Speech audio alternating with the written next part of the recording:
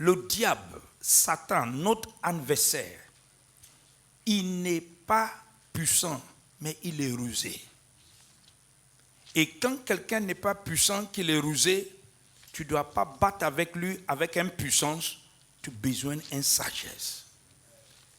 Attends comme un roi sur la terre qui est venu régner ici, tu as besoin aussi de la sagesse. Si Dieu va sauver quelqu'un sur la terre, comme Belzalé, comme Salomon, comme Jésus-Christ, il donne eux la sagesse. La sagesse, c'est un trésor qu'un chrétien doit avoir. Et la Bible a dit quelque chose de très important, que c'est Dieu qui connaît où la sagesse se trouve. Vrai ou faux? Viens avec moi sur le livre de Job, rapidement. Job 28. Je veux que simplement prendre à partir du verset 20 et je veux que tu écoutes ça. Mais d'où vient la sagesse D'où vient la sagesse? et l'intelligence? Où est sa source? Je veux que tu notes ça. Où est sa source? Où je peux trouver ça? Parce que je vois que c'est un instrument très important. Où je vais trouver ça? Elle se cache aux yeux de tous les vivants. Tu as compris? Aux yeux de tous les vivants. Les oiseaux du ciel ne la voient pas. Qui on appelle les oiseaux du ciel dans la Bible? Ça, c'est des grands types. Ceux qui sont en haut, les présidents, les vice-présidents, les grands scientifiques de cette terre, ils n'ont pas accès à ça. Continuez. La mort. La mort et le monde des morts disent: oui, nous avons entendu parler d'elle. Tu as compris? Et même n'ont pas accès à ça. Ça veut dire que la sagesse peut vaincre la mort. Je veux que tu notes dans ton cahier, la sagesse peut vaincre la mort. Notez ça, ça c'est très important. La sagesse peut vaincre la mort. Ça veut dire que la sagesse peut préserver la vie de l'homme. La sagesse peut vaincre la mort. S'il te plaît, notez. C'est ça, c'est très important. Mais c'est Dieu qui en connaît le chemin. Qui en connaît le chemin? Dieu. Je veux que tu notes dans. C'est Dieu qui en connaît le chemin. C'est Dieu qui en connaît le chemin. Le verset 24. C'est lui qui regarde jusqu'au bout du monde et il voit tout ce qui est sous le ciel. S'il vous plaît, notez. Qui regarde au bout du monde? Qui voit tout ce qui est sous le ciel? Tu ne vois rien. Je ne vois rien. Personne ne voit rien. En effet, c'est lui qui a donné sa force au vent. Il a mesuré la quantité de l'eau. Il a fixé une limite à la pluie et un chemin au tonnerre qui gronde. Tu as compris? À ce moment-là, Dieu a vu la sagesse et il l'a appréciée. Je veux que tu relis ça. Je veux que tu relis ça attentivement. Relis ça.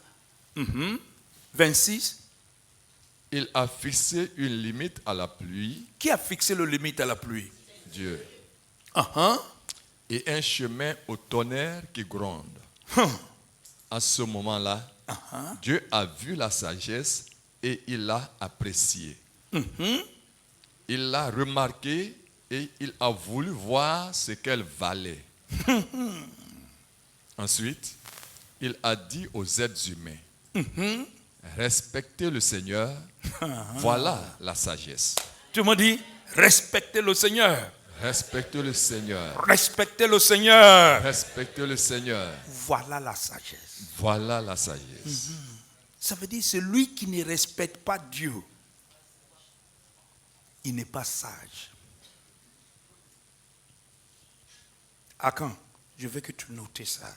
Ça, c'est quelque chose de très, très important. Celui qui ne respecte pas Dieu, quand lui comme un insensé, Celui qui ne respecte pas Dieu, il peut commencer, il va échouer à la fin. Celui qui ne respecte pas Dieu ne peut pas t'aider à avancer rien sur la terre. Je veux que tu établisses ça, c'est très important. Parce que tu es dans le royaume de Dieu.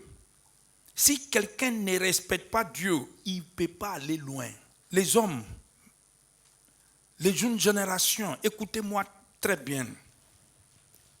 Ne pas prendre un homme que Dieu veut marier, après il va donner à Dieu. C'est faux, il ne donne pas à Dieu. Monsieur, ne pas prendre femme, dit que non, après il va se donner à Dieu. S'il n'a pas respect pour Dieu au début, là, il ne pourra jamais avoir respect pour lui. Et il ne peut pas accomplir ta vision avec Dieu. Jette-lui.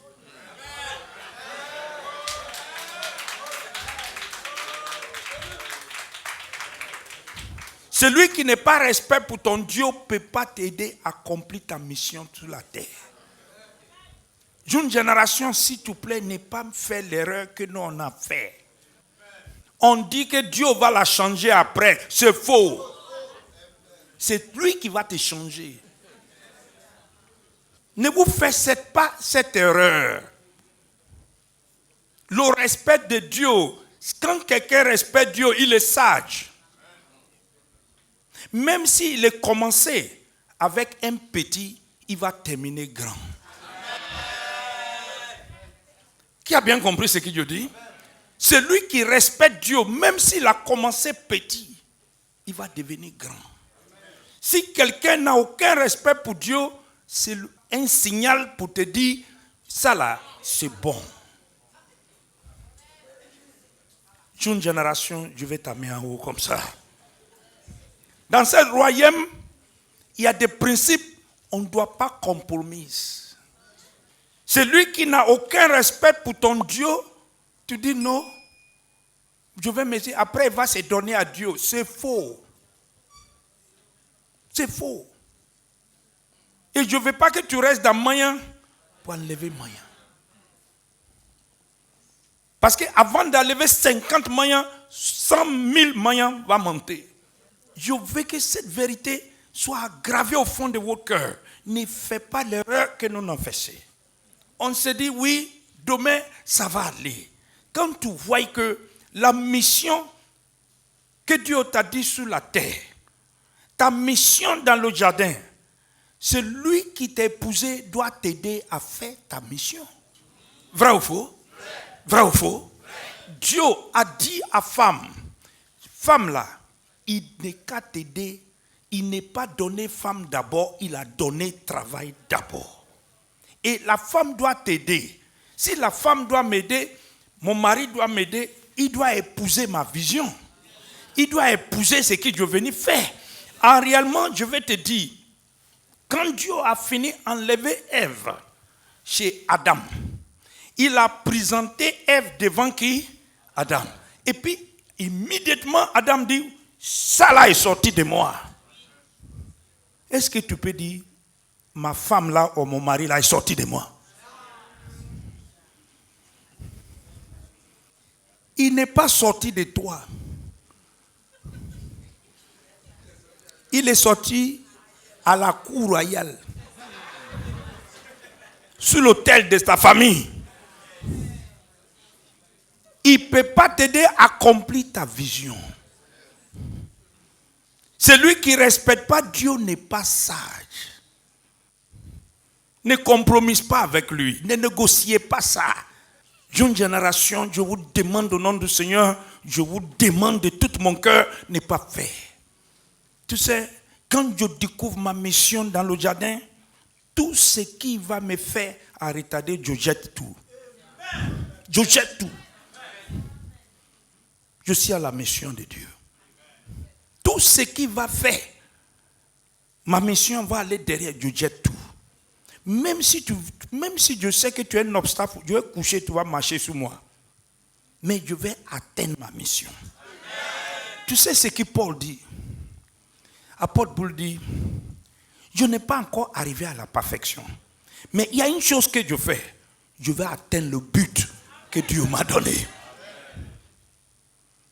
Je te demande au nom du Seigneur, quelqu'un qui ne respecte pas le Seigneur, coupe avec lui. Amen. Je déclare ça haut et fort dans le sang de l'agneau. Amen. Coupe avec lui. Pas de compromis. Parce que, il n'est pas sage. Et la sagesse préserve ta vie. La sagesse de Dieu peut te donner longue vie. La connaissance, c'est une richesse qui sauve. Et quelqu'un qui n'est pas sage, qui ne respecte pas Dieu, il n'est pas longue vie. Je te demande au nom du Seigneur, je veux que ces vérités soient descendues. Dieu ne change pas. C'est le même hier, aujourd'hui, éternellement. Tu n'es pas dit non, tout ce que Dieu fait, bon, ça c'est le langage du diable. Il y a beaucoup de choses que Dieu n'a pas fait. C'est l'homme qui a créé ça et c'est l'homme qui va suivre ça. Rappelez que ce que la Bible dit qu'il est assis sur un trône élevé et il voit tout au bout du monde. Et rien n'est caché avec lui. Quand quelqu'un n'a aucun respect pour lui, il sait que tu n'es pas sage. Et le diable bientôt va te saisir. Qui a bien compris ce que je dis? Tu t'imagines quelqu'un qui dit à sa femme, tu vas prier Dieu, sors de ma maison. Ça c'est quelqu'un qui va t'aider à accomplir ta mission. Tout ça là, regarde, je vais donner un exemple de ce qui est arrivé à Benoît. Il y a une dame, son mari est malade. Et puis il est venu au montagne de Sion. Et puis la dame a pris, inconsciemment, il a pris son mari qui est malade, il est venu chez moi, à la montagne. Le monsieur est malade longtemps. Et puis, le montagne est commencé. Première semaine. Deuxième semaine. Quand arrivé le deuxième, fait la fin de deuxième semaine, le monsieur commence à tenir debout. Pendant près d'un an, il n'a jamais marché. Il a commencé à tenir debout. Il a commencé à manger. Il a commencé à exercer. Maintenant, un matin, la montagne est presque finie. Un matin, il s'est levé. Et puis, il a regardé à sa femme. Et puis, il a dit, attends, toi, tu fais quoi ici? Ah, la femme dit, je suis ta femme. Moi, je t'ai marié quand? Mais je ne mens pas, hein. Il y a des gens qui connaissent ce que je dis ici. Il dit, je t'ai marié. Il dit, oui. Tu m'as marié. Ça fait 6 ans, 7 ans ensemble. Ah, il y a quoi ça? Tu m'as marié. C'est une erreur. C'est une erreur. C'est une erreur. C'est pas une erreur. Après, quand il a vu que, il dit, je suis sérieux, c'est une erreur. Je n'étais pas marié. Puis il est venu chez moi. Homme de Dieu, viens parler à mon mari là. Je ne sais pas si c'est sa tête qui a comment. Je dis, il y a quoi? Il dit, non. Mais il s'est réveillé un matin là. Il me dit que lui, il ne me connaît pas. Je ne suis pas sa femme. Je dis, au début, j'avais cru qu'il y a quelque chose. Et puis je suis couru. Le monsieur dit, non. Lui, il est étonné. Il ne sait même pas quand il a marié lui. Maintenant, je examine. Je dis, Il dit, il faut faire prière là. Hein. Quelle prière, même si je sais que c'est comme ça. Je ne pas, mais aussi, si tu gardes, nous deux, on va aller, ouais. Tu crois que je bois l'eau dans la narine? Homme de Dieu, j'ai compris. Mais je ne parle pas, il faut m'arranger. Tu as vu? Il n'a jamais pensé que la sagesse de Dieu peut libérer le monsieur. Il n'a jamais pensé ça. Je dis, si tu fermes ta bouche, moi aussi je ferme pour moi. Si tu crois que tu veux faire, je vais t'aider. Et puis après, le monsieur allait divorcer. Qui a bien compris ce que je dis? Lui, il n'a jamais cru que le prière, là, ça va faire ça. S'il a sait que le prière va faire, il ne faudra jamais envoyer ça à mourir, papa. Je ne vous raconte pas, c'est une réalité. Il ne pourra jamais emmener sa femme, son mari là-bas. Il va préparer que le monsieur meurt dans ces situations. Il dit ça même à Benoît. Il dit, hey, si tu n'es pas trop sûr, n'es pas allé prier à Daboud. Et même c'est, dis-moi, pourquoi tu réjouis dans le mauvais?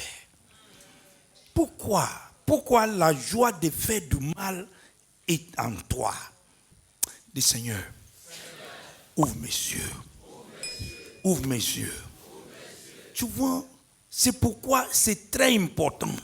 Quand quelqu'un ne craint pas Dieu, quand quelqu'un n'a aucun respect pour Dieu, il n'est pas sage.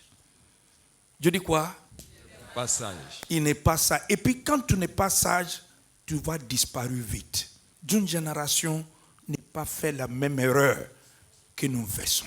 Je vous demande au nom du Seigneur.